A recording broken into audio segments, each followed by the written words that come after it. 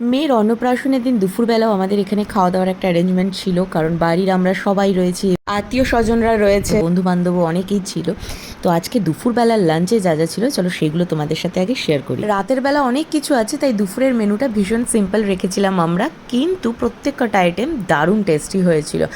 এটাই last batch বসেছে, বাকি সবার খাওয়া দাওয়া হয়ে গেছে। আর লাস্ট ব্যাচে ছিলাম হচ্ছে এই যে বোনরা ছিল, আর সঙ্গে ভাইরা, দেবাবুর বন্ধু, আর আমার এই যে আমি আমার বান্ধবীরা একসাথে খেতে বসে গেছি। আর কেউ মনে নেই গো, চলে এসেছি খেতে। আর দেখো আমার থালা ওইদিকে টেনে নিয়েছে, আমি এইদিকে বসেছি সেই জন্য। সত্যি এখন ভাত ডাল আর সঙ্গে যা যা আছে দেখাচ্ছি, দাঁড়াও। এটা হচ্ছে দুপুরের আমাদের খাওয়া দাওয়া। এখানে রয়েছে পুঁই শাকের মাছের মাথা দিয়ে, এটাকে ছ্যাঁচড়া বলে, ছ্যাঁচড়া। সঙ্গে ডাল, ডালের সাথে আলু ভাজা শেষ, আলু চিপস ছিল শেষ। হ্যাঁ, আমি তো রুহিকে যখন দিলাম ওর মধ্যে ছিল তো চিপস না, একটু ভুল বললাম, ঝুরি আলু ভাজা ছিল, যেটা এখন একদম শেষে এসে শেষ হয়ে গেছে। আর এই মুসুরির ডালটা কিন্তু একদম পাতলা করে বাড়ির রান্নার মতোই হয়েছিল। এরপর ছিল কাতলা মাছের তেল মাথা, তার সঙ্গে সঙ্গে একটু বেগুন পেঁয়াজ টেয়াজ সমস্ত কিছু দিয়ে একটা চচ্চড়ি।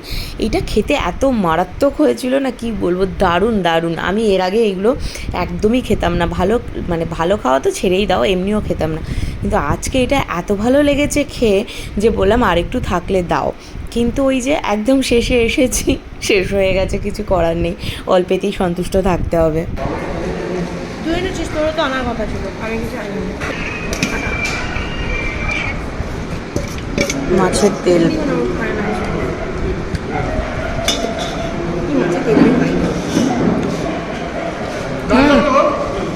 ভালো করেছে, আমিও খাই না, আজকে নিয়েছি, খেয়ে দেখ, ভালো করেছে। এরপর ছিল মাছের মাথা দিয়ে পুঁই শাকের ছ্যাঁচড়া, যেটা খেতে কিন্তু খুব ভালো লাগে। আমি কিন্তু অন্য সময় মাছের মাথা দিয়ে কোনো তরকারি খাই না, কিন্তু অকেশন বাড়ির এই মাছের মাথা দিয়ে ছ্যাঁচড়াটা খেতে দারুণ লাগে। আর সবশেষে ছিল মাছ। অন্নপ্রাশনের দুপুরবেলার এই সিম্পল মেনুটা কেমন ছিল অবশ্যই জানিও কমেন্ট করে।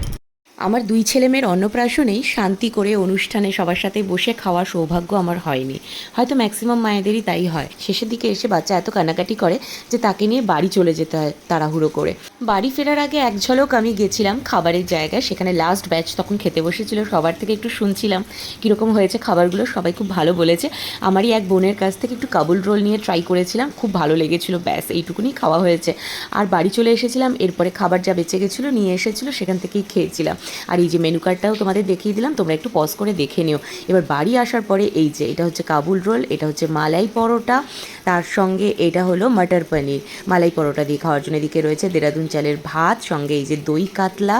অন্য কারোর অকেশন থাকলে কি সুন্দর বসে সাজিয়ে গুছিয়ে তোমাদের সাথে মেনুগুলো শেয়ার করতে পারি, কিন্তু নিজের অকেশনে সেই সৌভাগ্য আমার আর হয় না। এদিকে রয়েছে হচ্ছে বাসন্তী পোলাও, তার সঙ্গে এই যে এখানে রয়েছে হচ্ছে চিকেন, আর এছাড়া ছিল হচ্ছে ফুলকপির রোস্ট। এটা যারা নিরামিষ খাবে তাদের জন্য, নিরামিষে আরও অপশন ছিল কিন্তু সেগুলো মেনু কার্ডেও ছিল না, আমারও আর দেখানো হয়নি। আসলে নিরামিষ খাওয়ার গেস্টের সংখ্যা খুবই সামান্য ছিল, সেই জন্য মালাই পরোটা, মটর পনির, তার সঙ্গে ফুলকপির রোস্ট আর পনিরের আরও দুটো আইটেম ছিল নিরামিষে।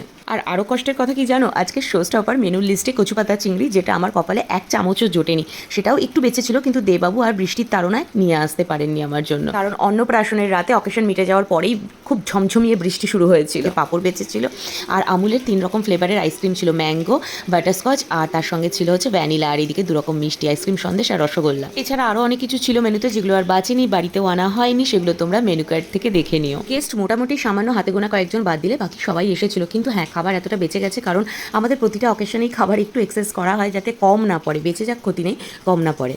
তোমাদের রুহি সোনার অন্নপ্রাশনের মেনু কেমন হয়েছে অবশ্যই কমেন্ট করে জানাতে ভুলো না।